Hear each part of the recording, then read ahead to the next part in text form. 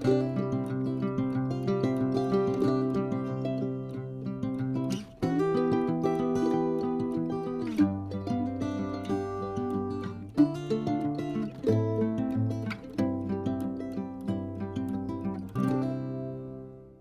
my name is Gigi and I like making things. And today I am working on finishing up this beautiful Venus shawl.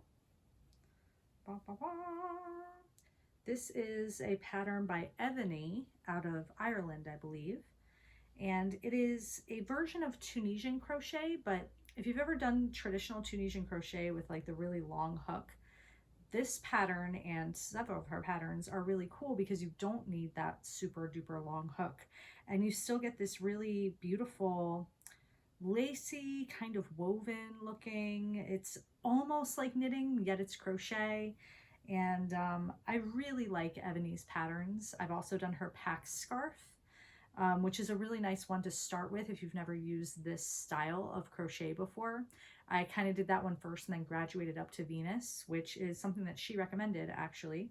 And it was an excellent recommendation. So I want to talk about a few things about Venus and the pattern and the materials and just kind of like my experience with it so far. I really do love this pattern and it's really good for getting used to or reorienting yourself to reading charts if you've not read charts before, or if you haven't read them in a long time like me. But one caveat with that, there is not as much written instruction. It does tend to refer to the charts more often than it gives you the written instruction. And I would say the first part of the shawl has a very keen written instruction, but as we start to get into chart land, it gets a little bit less forward with the written instructions. And I hesitate to say it, but even a little bit less clear. So for example, there were parts of the pattern where it didn't explicitly tell me to do a single crochet in between each fan. And so for a minute I was thinking, well, am I supposed to keep doing these single crochets? Do I stop doing them and just do the fans adjacent to each other?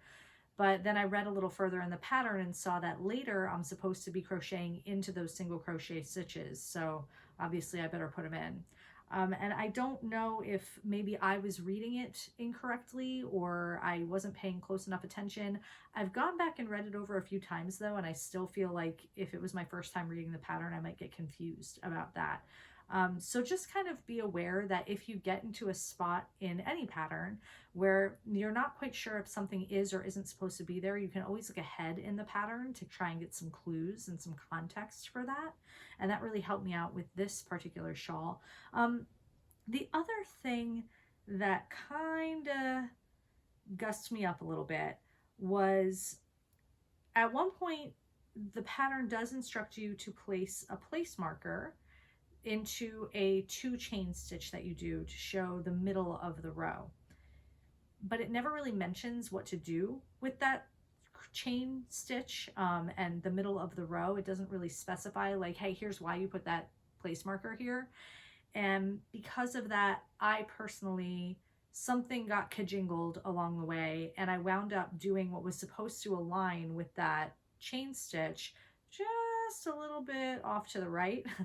So I don't think it's super noticeable now, but when I block this garment, it might have a little bit of puckering there because it's not exactly aligned where it's supposed to be. So I haven't decided whether or not I'm going to wet block this garment because right now it actually looks pretty good and it has a nice flow to it. I can tell where it's a little bit sideways, but I don't think anybody else could, especially if I was wearing it. But yeah, I'm not sure what happened there. And I feel like if there was just maybe a little more clarity in the pattern about that, I might not have made that mistake. But again, it could have just been me. Many people have made this shawl and nobody else seems to be talking about this. So might just be my own idiosyncrasies. Never know. Another thing about this pattern and about the pictures that you might see on Yarn Towers, her website, or on Ravelry if you've looked at the pattern there, or rather the project there. There are some pictures that have this beautiful, delicate little edging around the shawl. That's not actually in the pattern. I guess maybe in the prototype or in improvising the shawl after having written the pattern, that little edging was added.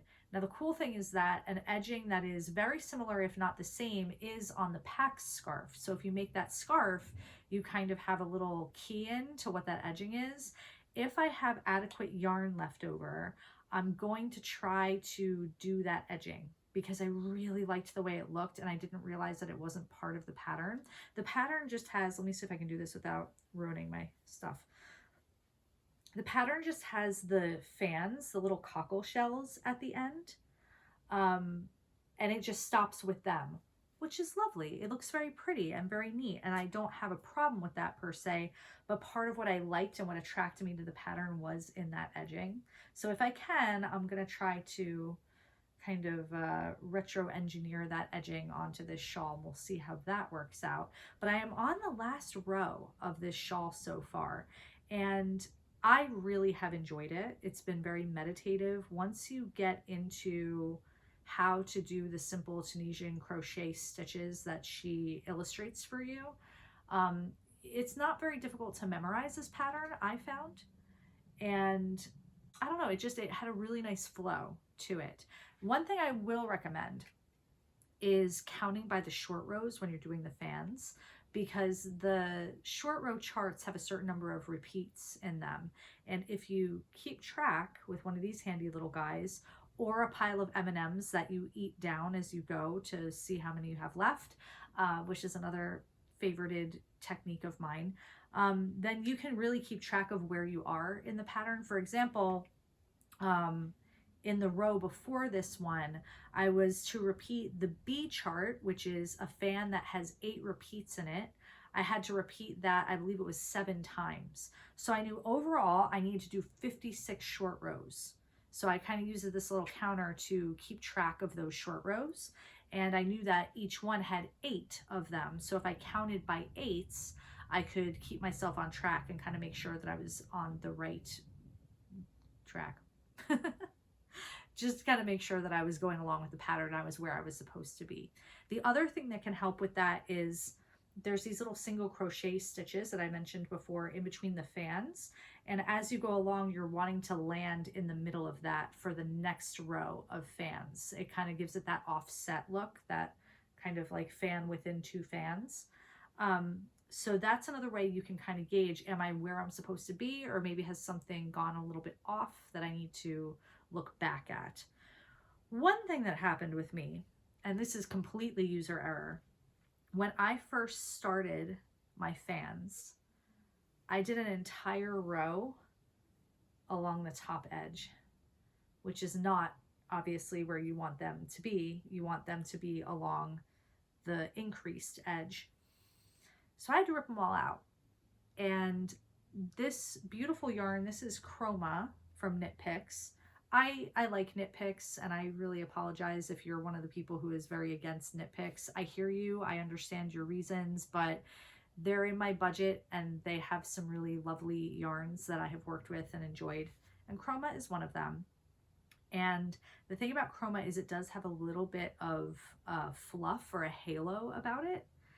And I was hasty because I was a little bit mad at myself for goofing and doing my fans along that top edge, and I yanked really fast, and that little fluff or halo kind of like bound itself together, and it was not pretty and it was not fun. So I had to go back and very slowly take out my stitches and get myself back to where I had started and go ahead and go along the edge I was supposed to go on.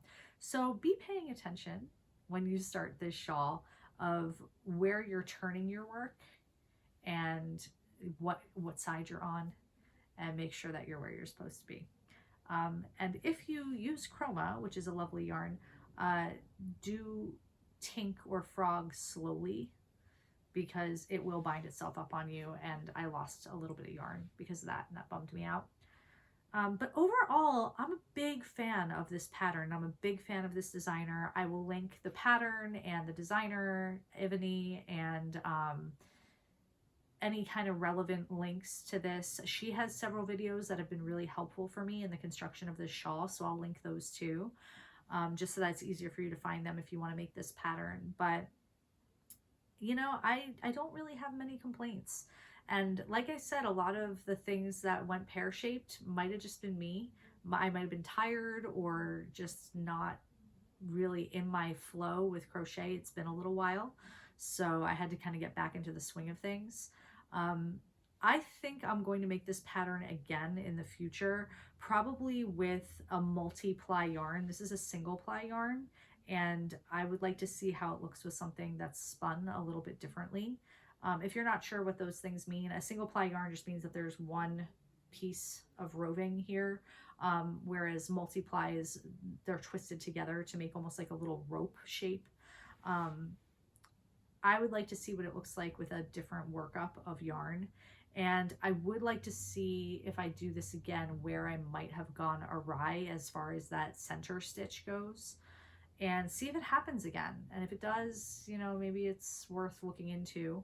But if it doesn't, then we know that it was my own fault. And that's okay, because it's not a perfect world, and it's still going to be a beautiful shawl. I can't wait to wear it. We're coming right up on the heels of March right now, so where I live, that's the beginning of springtime, and we're getting those transitional days where the mornings are cool, the evenings are chilly, but then the middle of the day gets nice and warm on you, so it would be great to have an accessory like this to be able to go back and forth. All right. Well, I'm going to work on this bad girl a little bit more and try and get it finished up today if I can. And I'll go ahead and get some pictures or a video of the finished product once it's all done. Thanks so much for coming and hanging out with me today. It's been wintry around here, and I think we've all been feeling a little bit blah.